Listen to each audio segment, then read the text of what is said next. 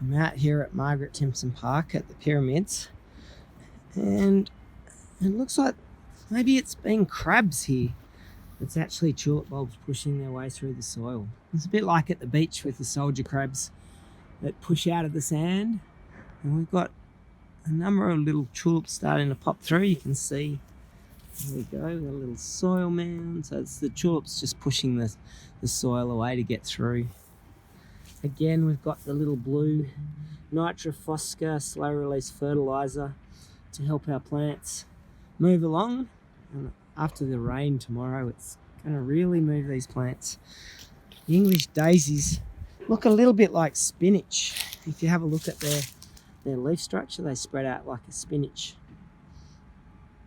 And they're looking green and healthy here, and we've got tulips coming through, which is exactly what we want to see at this time. So, again, we've put the bird netting on here so that I can sleep at night and don't have to worry about the birds coming in and causing a bit of havoc.